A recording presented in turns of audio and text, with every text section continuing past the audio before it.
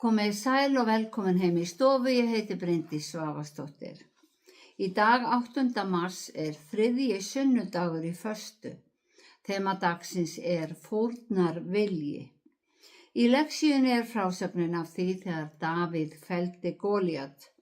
Í pistlinum stendur: Þetta segir sá fyrsti og síðasti, sá sem dó og varð aftur lifandi. Ég þekki þrengingu þína og fátækt, en þú ert samt auðugur. Og í Guðspjallinu segir Jesús: Sá sem er af Guði heyrir Guðs orð. En við skulum byrja þessa stund eins og alltaf á því að signa okkur. Í nafni Guðs, Föður, Sonar og Heilags Anda. Amen. Já, þema dagsins í dag er fórnarvilji og textarnir eru langir, svo ég ætla að draga þá saman hvert fyrir sig. Í kaflanum á undan lexíunni sem er úr fyrri Samúels bók fáum við að vita hvernig Davíð konungur kemur til sögunar. Guð hafði hafnað Sál sem konungi og valið sér nýjan. Hann sendi Samúel til Betlehem til að smyrja þennan nýja konung. Samúel vissi aðeins að Guð hafði valið son Ísai, en Ísai átti 8 syni. Samkvæmt hefð var elsti sonurinn látinn ganga fyrst fyrir Samúel, en Guð sagði við Samúel: Horfðu ekki á hæð hans og glæsileik, því að ég hef hafnað honum. Guð lítur ekki á það sem maðurinn lítur á. Maðurinn sér hið ytra, en Drottinn horfir á hjartað. Synir Ísai gengu hver af öðrum fram fyrir Samúel, en Guð hafði ekki valið neinn þeirra. Svo Samúel spyr Ísai: Eru þetta allir synir þínir? Nei, sá yngsti sat út í haga yfir fénu. Maður var sendur til að sækja Davíð og Guð sagði Samúel að smyrja hann strax. Andi Drottins kom yfir Davíð á þessum degi, en Davíð var áfram heima. Sál konungur þjáðist af illum anda. Honum var sagt að Davíð léki á hljóðfæri og Drottinn væri með honum. Sál lét því senda eftir Davíð til að leika fyrir sig, og þannig varð Davíð skjaldsveinn Sáls. Síðan segir sagan að Filistear hafi dregið saman her sinn til bardaga og hermenn Sáls hafi undirbúið sig fyrir orustu. En þá erum við komin að lexíunni sem er í aðalatriðum þessi. Davíð tók staf í hönd, valdi 5 hála steina úr ánni og lét þá í smalatöskuna. Síðan hélt hann gegn Golíat með slöngu sína í hendi. Golíat nálgaðist Davíð og þegar hann kom auga á hann leit hann á hann með fyrirlitningu, því að Davíð var aðeins unglingur, fríður og rauðbirkinn. Heldur að ég sé hundur, spurði Golíat Davíð, úr því að þú kemur á móti mér með staf.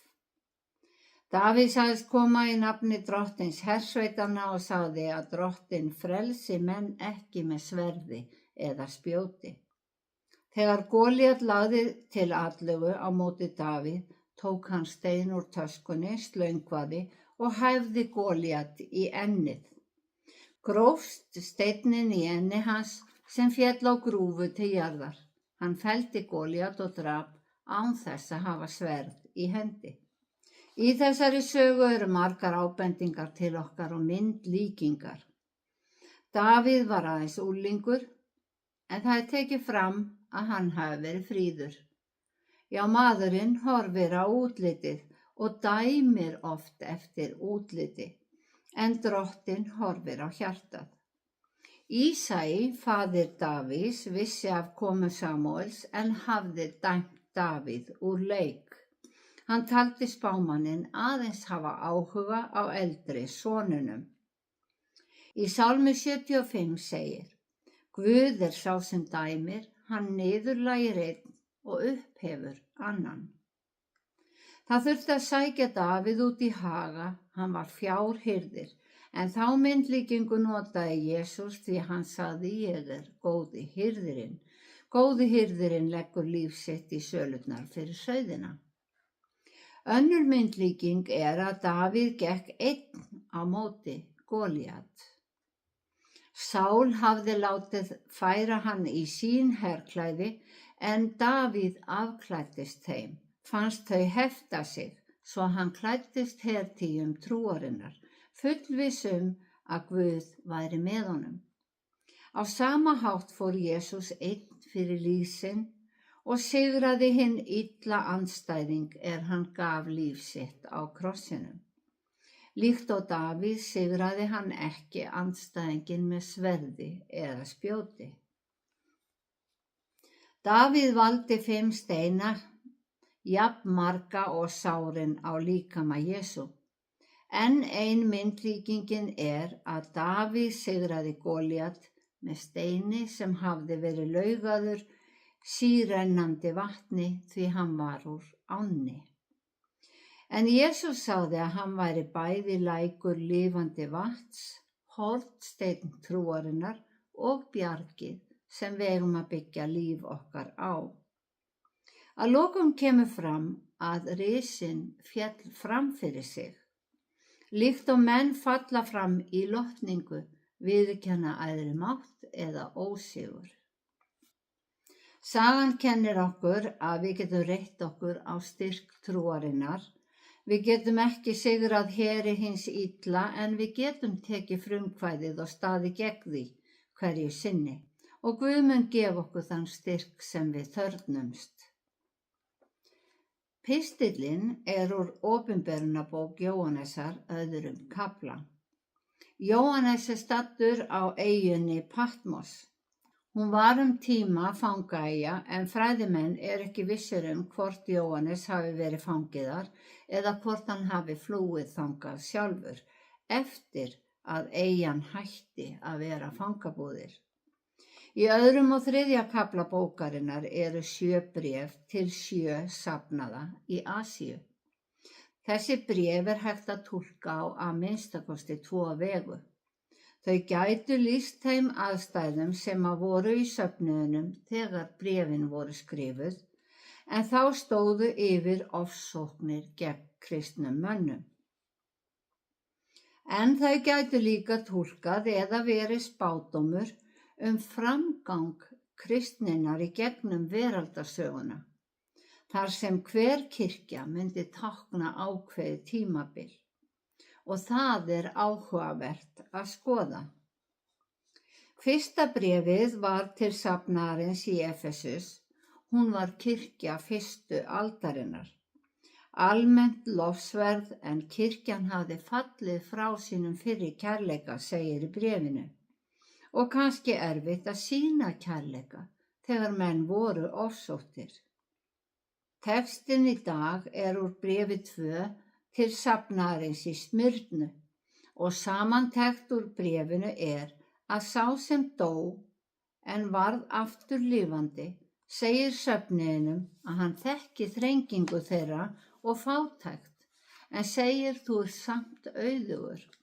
Kvíð þú ekki því sem þú átt að líða, vertu trúr til dauða og ég mun gefa þér kórónu lífsins.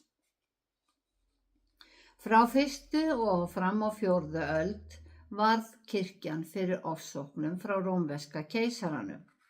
Þrátt fyrir að kristnir væru ofsóttir og lifðu við erfiðleika og fátækt vegna trúarinnar, þá voru þeir auðugir í hjartanu. 3. bréfið til safnaðarins í Pergamos. Varnaðarorð bréfsins þessi: sjá að þér. Hjá þér menn með aðrar kenningar. Kristin trú var skilgreind sem villutrú til 323 eftir Krist, en þá, það á 4. og 5. öld, varð hún viðurkennd sem opinbert trúarbragð undir verndarvæng Konstantínusar. 4. bréfið til safnaðarins í Þýatýru. Í bréfinu fær kirkjan frest til þess að sjá að sér eins og það orðað.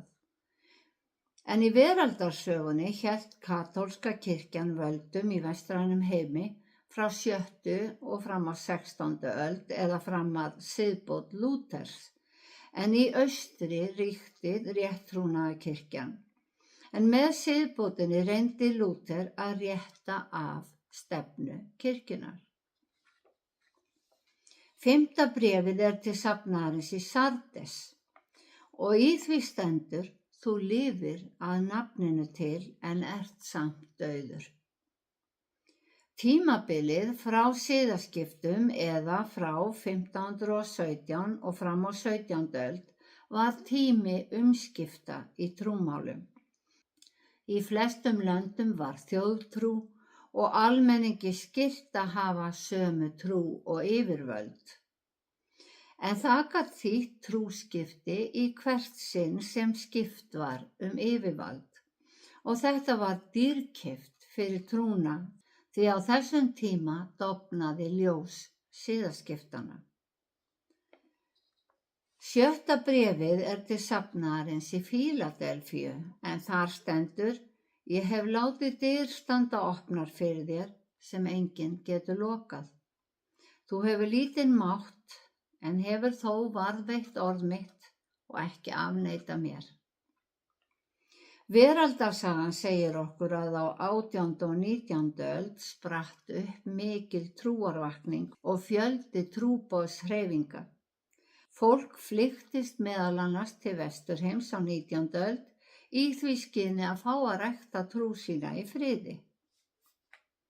Síðasta bréfið er til safnaðarins í Laodíeu og þar er skrifað: þú segir, ég er ríkur og þarfnast einskis, en þú ert vesalingur, fátækur, blindur og nakinn.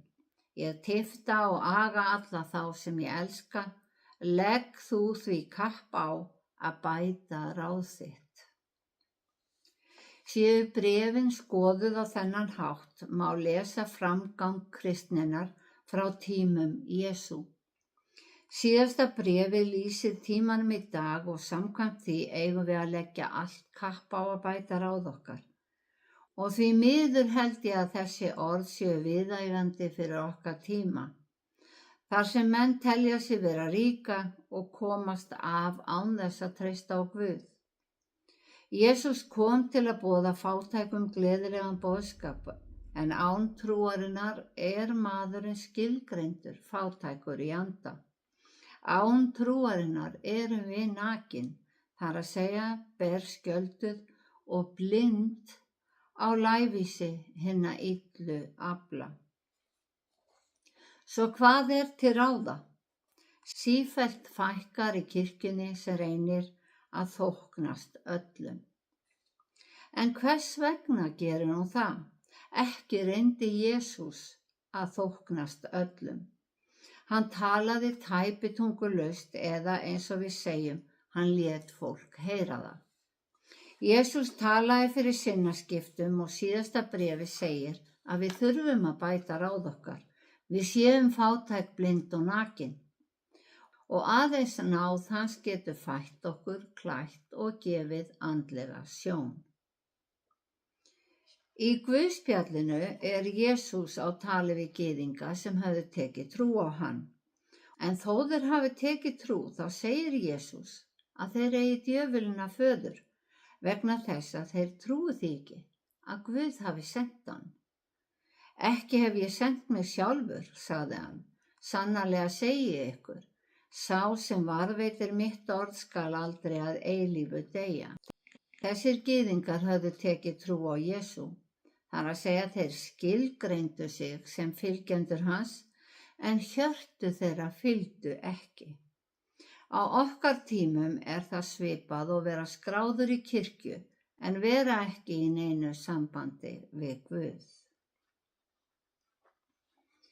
Því á þema í dag er fórnarvilji, en textarnir sem okkur voru gefnir í dag fjalla ekki beint það efni. Samt getum við séð að Davíð stéð fram og sýndi ákveðin fórnarvilja með því að fara á móti Golíat. Í bréfunum til safnaðanna sjáum við að hin nýja trú hefur tekið á og menn hafa þurft að fórna ýmsu fyrir hana.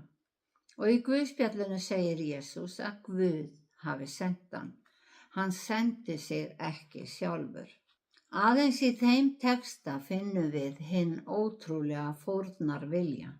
Guð vildi fórna syni sínum og Jesús vissi frá upphafi að hann þyrfti að fórna sér til að frelsa manninn.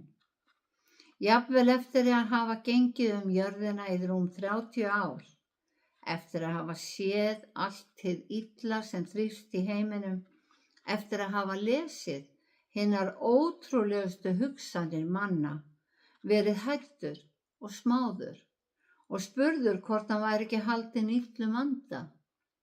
Þrátt fyrir allt þetta þá hætti Jesús ekki við, heldur gekk veg kærleikans á krossinn. Það segir okkur að þrátt fyrir alla okkar bresti, þá erum við óendanlega dýrmæt í augum Guðs. Og fyrst Guði fannst við vera þess virði að Jesús fórnaði sér fyrir okkur, þá getum við tekið til okkar orð Jesaja spámanns hann segir: Ég dýrmætur í augum Drottins og Guð minn varð minn styrkur. Og Guð sagði við hann: Óttast eigi ég með þér, vertu ekki hræddur því ég þinn Guð. Ég styrki þig, ég hjálpa þér, ég styð þig með sigrandi hendi minni. Já, við þurfum aðeins að rétta út hendina og Guð mun leiða okkur í gegnum lífið. Drottinn blessi þig og varveiti þig, Drottinn láti sína ásjónu lýsa yfir þig og sé þér náðugur, Drottinn upplyfti sínu augliti yfir þig og gefi þér frið. Í Jesú nafni, Amen.